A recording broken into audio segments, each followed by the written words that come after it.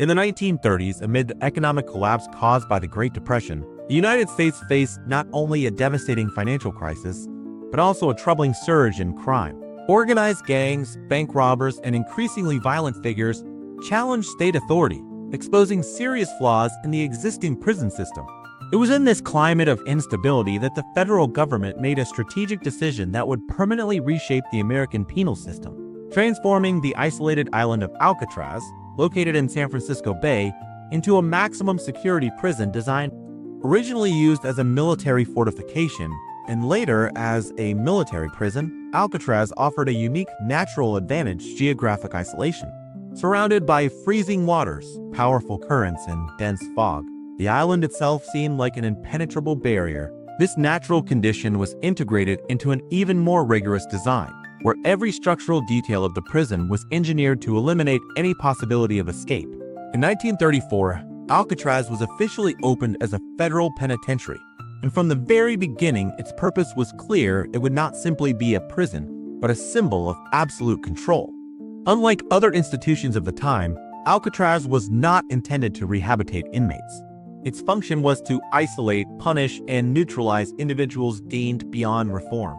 A arquitectura de prisão refletia essa filosofia. The cells were small, standardized, with reinforced steel bars and constant visibility from guards. The surveillance system was intensified by extremely strict rules, where even silence was imposed as a form of psychological control. There was no room for improvisation, no margin for error. The prison's reputation quickly began to take shape, driven by the presence of notorious criminals who came to occupy its cells. By receiving inmates considered problems within other prisons, Alcatraz became a final destination within the American penal system. It was where those who could not be controlled anywhere else were sent. This strategic positioning helped build a powerful narrative. Alcatraz was not just another prison, it was the last resort. The media of the time amplified this image, portraying the island as a place of absolute security, where any escape attempt would inevitably fail due to the combination of constant surveillance and hostile natural conditions. As the first years of operation passed, this reputation grew not only among the public, but also among criminals themselves. Being transferred to Alcatraz was seen as an additional sentence, confirmation that an individual had crossed every acceptable boundary within this system. The prison quickly became an indirect tool of intimidation, functioning almost like a silent threat within the penal system. Misconduct could result in transfer to the island. At the same time, operational rigor was maintained with near military discipline. Highly trained guards followed strict protocols, and any deviation was treated severely. Daily life was controlled in every detail, from meal schedules to work assignments and confinement periods. This extreme predictability was part of the control strategy, minimizing any opportunity for organization among inmates. Even in its early years, Alcatraz proved to be more than a physical structure. It became a concept, an idea of maximum punishment, where isolation was not only geographic but psychological. The distance from the mainland reinforced a sense of abandonment, while the cold, austere environment eliminated any trace of comfort. For many, arriving on the island marked the end of any expectation of change or escape. This combination of factors: historical context, strategic location, rigid architecture, and punitive philosophy established the foundation for what Alcatraz would sever nos ultimos annos. Si tornar decadas, que si seguirem a prisão mais temida nos Estados Unidos. And although it was still consolidating its operation at that time, the essential elements were already in place. The island had been transformed into something far greater than concrete and steel. It had become a symbol of absolute control, inevitable punishment, and above all, an implicit promise that would define its reputation: no one would leave. Over the years, Alcatraz evolved from a strategic solution within the American prison system into an extreme model of control and discipline. In the late 1930s and throughout the 1940s, its reputation moved from promise to established reality. The island was not merely difficult to escape, it became an environment designed to break any form of resistance, both physical and psychological. The strict daily routine was one of the central pillars of this system. Every movement inside the prison was calculated, monitored, and repeated with mechanical precision. Inmates woke early, followed rigid schedules for meals, work, and returned to their cells, with no room for improvisation. Silence was often enforced as a control mechanism, creating a constant atmosphere of tension where even communication between prisoners was restricted. This total control was not only operational, it was psychological. The architecture of the prison reinforced this logic. Cells were small, standardized, and arranged in blocks that allowed full visibility by guards. There were no hiding places, no shadows. Every inmate was permanently exposed. The internal design eliminated any possibility of privacy, turning the space into a continuous surveillance environment. In addition, steel doors, narrow corridors, and reinforced locking systems made any escape attempt not only difficult, but nearly impossible to execute without detection. External security completed this system. The waters surrounding the island, extremely cold and unpredictable, acted as a natural barrier almost as effective as the prison structures themselves. The currents of San Francisco Bay were known for their strength, and the low water temperature drastically reduced the survival time of anyone attempting to swim across. This combination of natural and artificial factors reinforced the idea that escaping Alcatraz was not just unlikely, it was irrational. This highly controlled environment began to attract a specific type of inmate, those considered irredeemable within the prison system. Violent criminals, organized crime leaders, and individuals with a history of rebellion or escape attempts in other prisons were sent to the island as a last containment measure. Among them were figuras Jobem Conhecidas do Publico, further strengthening the prison's reputation. Their presence reinforced the idea that Alcatraz was the final destination for the most dangerous individuals. Work routines also played a role in maintaining control. Inmates were assigned specific tasks such as maintenance, laundry, or kitchen duties, always under strict supervision. The objective was not only to occupy time, but to maintain a constant level of discipline and predictability. Any violation of rules could result in severe punishment, including solitary confinement in even harsher conditions.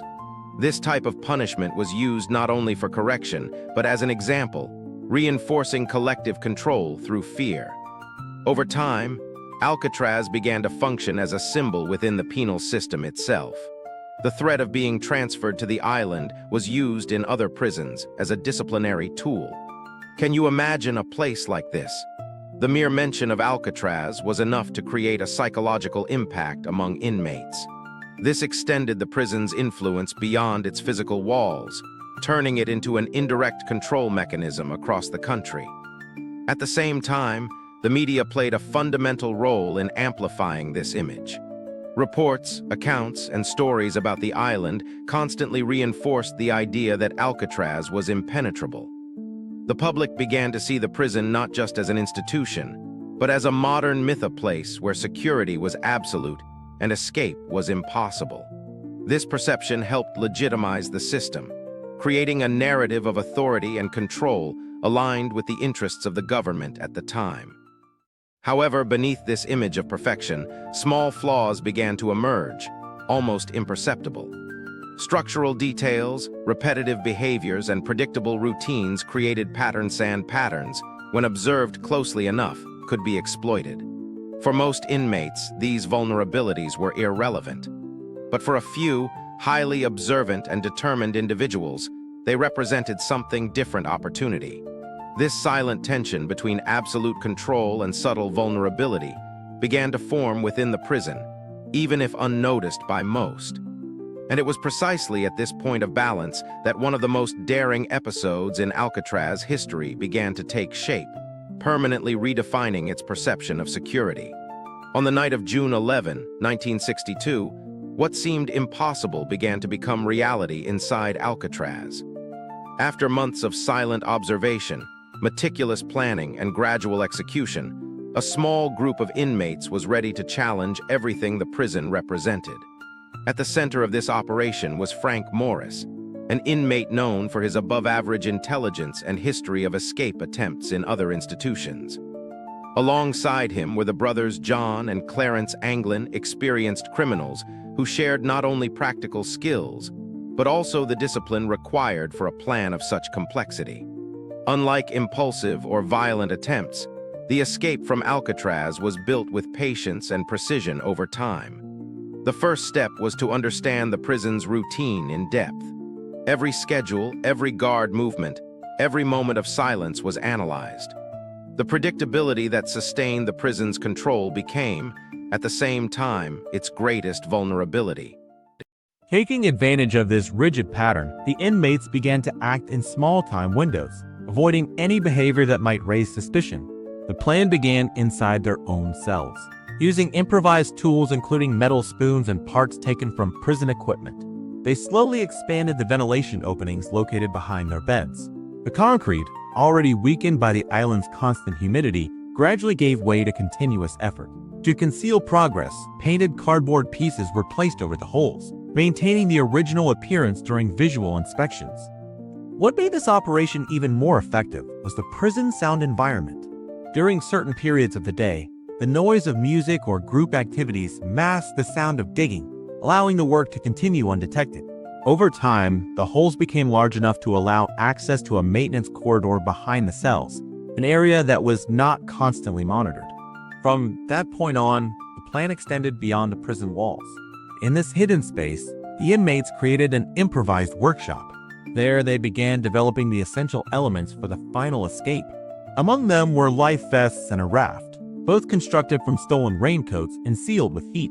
This detail was critical. They knew swimming in the freezing waters of the bay would be nearly impossible for long periods, so they needed a solution that provided flotation and minimal insulation.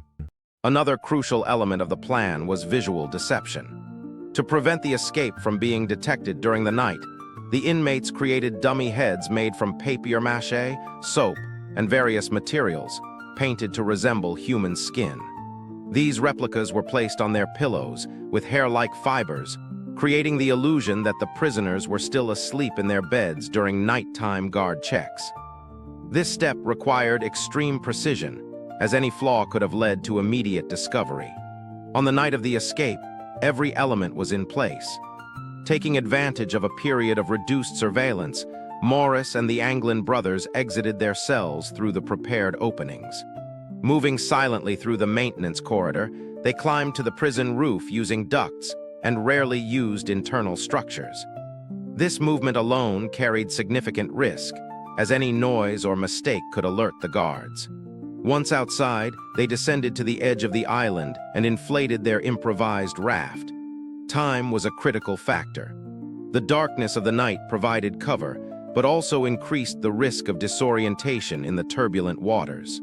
Leaving no obvious trace, they entered San Francisco Bay, beginning the crossing that would determine the success or failure of the operation.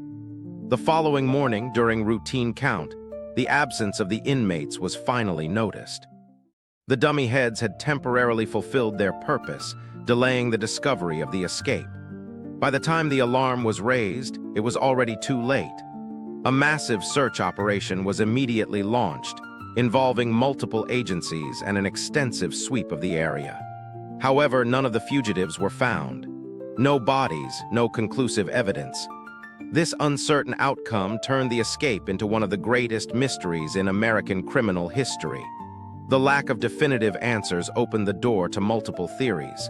Some believed the fugitives did not survive the extreme conditions of the bay. Others argued that, against all odds, they had managed to reach the mainland and disappear completely. Regardless of the truth, one fact was undeniable: Alcatraz, once considered inescapable, had been successfully challenged. This event not only shook the prison's reputation, but also exposed structural flaws that had previously been ignored. The idea of absolute security began to collapse. Replaced by a new perception, even the most rigid systems can be vulnerable when confronted with intelligence, patience, and strategic execution. The 1962 escape marked an irreversible turning point in the history of Alcatraz. Until then, the prison had maintained an almost mythical reputation of invulnerability, built over decades on discipline, isolation, and total control. However, The disappearance of Frank Morris and the Anglin brothers exposed an uncomfortable truth: the system was not perfect and never had been. In the days following the discovery of the escape, a large-scale search operation was deployed across San Francisco Bay. Boats, helicopters, and specialized teams combed the region for any trace of the fugitives. Fragments of materials used in the raft were found floating in the water, along with some personal belongings, but no bodies were ever recovered. The lack of conclusive evidence fueled a debate that would persist for decades. Officially, the most accepted conclusion was that the fugitives did not survive the extreme conditions of the crossing. The cold waters, strong currents, and distance to the mainland made survival unlikely. Yet the absence of definitive proof kept alive the possibility of success, and with it, the damage to the prison's credibility. This episode had a direct impact on how Alcatraz was perceived, both by the public and by authorities. The image of absolute security was replaced by ongoing doubt. If 3 inmates managed to escape, what else could fail? Internally, investigations were conducted to identify the flaws that allowed the plan to succeed. It became clear that predictable routines, combined with overlooked structural vulnerabilities, had created the conditions necessary for the escape. The very model of prison operation began to be questioned. At the same time, another factor gained importance: the cost of maintaining Alcatraz. Its isolated location, once seen as a strategic advantage, became a major logistical burden. Everything had to be transported to the island: food, water, fuel, maintenance materials. Over time, these costs increased significantly, making the prison increasingly inefficient from an economic standpoint. Compared to other federal institutions, Alcatraz was far more expensive to operate, without offering proportional benefits to justify continued investment. The 1962 escape intensified this debate. If the prison was not infallible and still demanded high operational costs, its role within the penal system was becoming questionable. What had once been a symbol of power was now seen as an outdated model, unable to adapt to evolving needs. In 1963, just 1 year after the escape, the federal government officially announced the closure of Alcatraz. The decision was presented as an economic measure, based on high operating costs and the need to reallocate resources to more efficient institutions. However, the broader context made it clear that the loss of credibility also played a significant role. The prison that had been built to represent absolute control now carried the mark of a historic failure. With the end of operations, inmates were transferred to other federal prisons, and the island entered a new phase of transformation. Over the following decades, Alcatraz shifted from an active instrument of the penal system to a site of memory. Its history began to be reinterpreted not only as an example of discipline and security, but also as a case study in the limits of human control. Today, Alcatraz remains one of the most iconic locations in American history. Its image is still associated with extreme isolation, but it also carries the weight of its challenged myth. The 1962 escape, far from being just an isolated event, became the defining element of its narrative, reshaping how the prison is remembered. What began as a project of absolute control ended as a reminder that no system is truly impenetrable. The trajectory of Alcatraz, from its transformation in the 1930s to its closure in 1963, reveals an evolution marked by ambition, discipline, and ultimately vulnerability. And it is precisely this combination that sustains its legacy today, not only as the most feared prison of its time, but as a lasting symbol of the limits between power, control, and resistance.